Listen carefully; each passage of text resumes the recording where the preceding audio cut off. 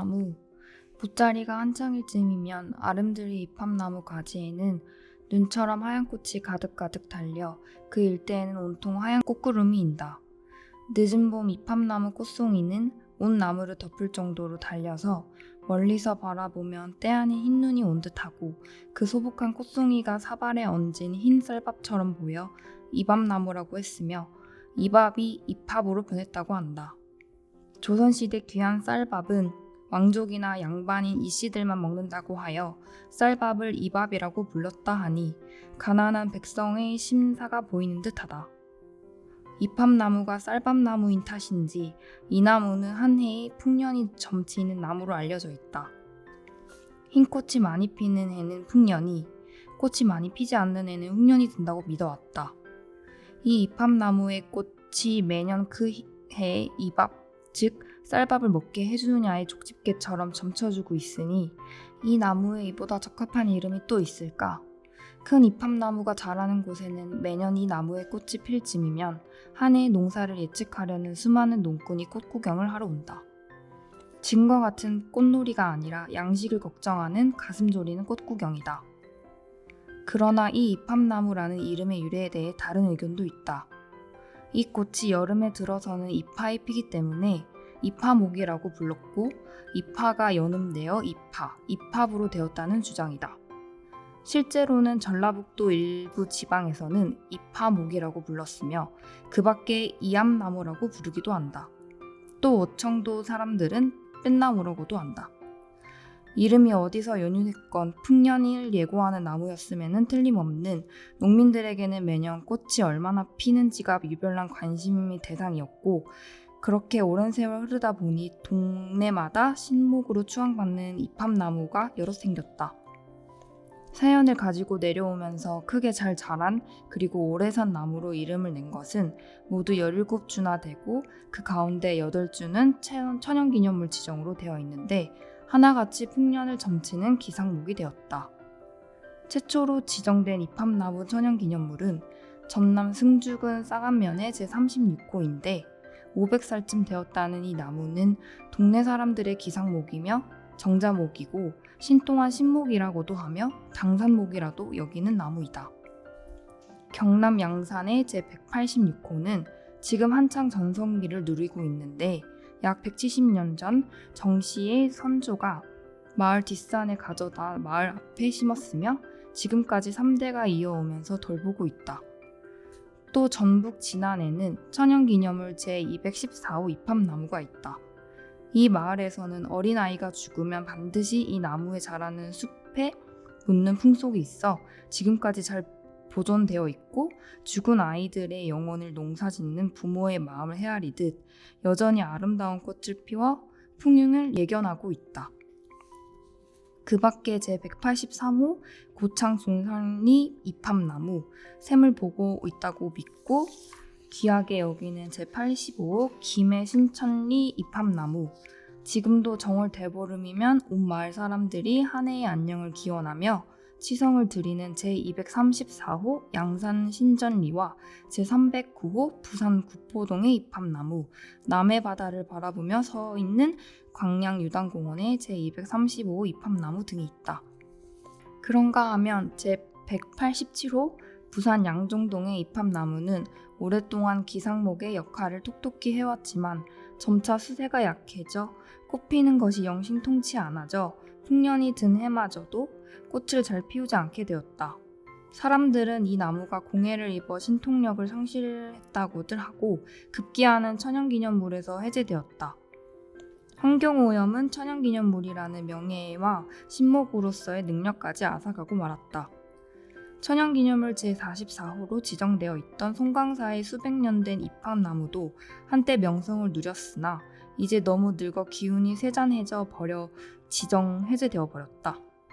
워낙 점쟁이 나무들의 명성이 자자해서 요즘 사람들이 이 사실에 주목하게 되었고 과학적으로 이 현상을 분석해보니 이 나무들이 풍흉에 예견할 수 있다는 것이 전혀 근거 없는 이야기가 아니라 설명이 가능한 이야기라고 한다. 대개 입합나무 꽃이 필 쯤이면 모내기를 하게 마련인데 이때 땅에 수분이 충분히 있으면 나무는 별 장애 없이 꽃을 피워낼 것이고, 농사에서도 모내기에 충분한 생육 조건이 조성되어 튼실한 묘가 잘 활착된다면 그 해에 농사가 잘 되는 것은 당연한 일이다. 반대로 모내기 시기에 꽃이 잘 피지 못할 만큼 환경 조건이 나쁘다면 벼의 생육에 치명적인 영향을 미쳐 가을에 흉년이 들 것도 어찌 보면 당연한 이치 아닌가. 맹목적인 미신처럼 생각되는 일에도 조상들의 실기가 담겨 있어 새삼 놀란다. 이팝나무는 남부지방에서 자라는 낙엽성 교목이다. 물풀의 나무과에 속하는 이 나무의 고향은 전라도, 경상도와 같이 따뜻한 남쪽이고 해안을 따라서는 서쪽으로는 인천까지, 동쪽으로는 포항까지 올라온다. 그러나 옮겨 심으면 중부 내륙에서도 끄떡없이 잘 자란다. 이유타는 일본, 대만, 그리고 중국의 운남산에서 자라지만 세계적으로 희귀하다. 이처럼 화려한 꽃을 피우는 꽃나무는 대부분 관목이 쉬운데 이팝나무는 유난히 키가 커서 30m가 넘는 큰 거목으로 자라고 그래서 그 꽃들이 더욱 유난스럽게 느껴진다. 꽃이 필 무렵이면 어린아이 손바닥 크기만한 크기의 잘생긴 잎새도 잘 보이지 않는다. 개나리와 같은 과에 속하는 꽃잎임을 증명하듯 꽃잎 아래에 붙은 채 네 갈래로 갈라졌지만 너무 깊고 가늘게 갈라져 전혀 색다른 느낌을 준다. 한번 핀 꽃은 20일 넘도록 은은한 향기를 사방에 내뿜으며 활짝 펴다가는 마치 눈처럼 내리듯 우수수 떨어지는 낙화 순간 또는 장관이다. 꽃이 지고 나면 꽃과는 정반대 빛깔의 보랏빛이 도는 타원형의 까만 열매가 열린다. 이팝나무보다 잎이 조금 더 길고 꽃잎이 좀 더 가늘고 길게 갈라진 것을 긴 이팝나무라고 하는데 제주도에서 자라지만 무척 드문 우리나라 특산이다. 이팝나무의 학명은 치오난투스 레투사인데 여기서 성명 치오난투스는 흰 눈이라는 뜻의 치온과 꽃이라는 뜻의 안투스의 합성어로 하얀 눈꽃이라는 의미가 된다. 영어로는 프린지 트리로 가늘고 하얀 꽃잎이 바람에 흔들리는 모습을 연상했는지 하얀 소리라는 뜻이다. 서양인들은 이 나무를 보고 낭만적으로 흰 눈이나 소를 생각했지만 우리 조상들은 하얗게 핀 꽃을 보고도 흰 쌀밥을 생각했으니 조상들의 가난이 아프게 느껴진다. 이팝나무에는 이러한 우리 조상들의 생활을 보여주는 전설이 하나 있다. 옛날 경상도 어느 마을에 18살의 시집온 착한 며느리가 살고 있었다. 그녀는 시부모님께 순종하며 쉴 틈 없이 집안일을 하며 살았지만 시어머니는 끊임없이 트집 잡고 구박하며 시집살이를 시켜서 이 며느리는 온 동네 사람들의 칭송과 동정을 함께 받고 있었다.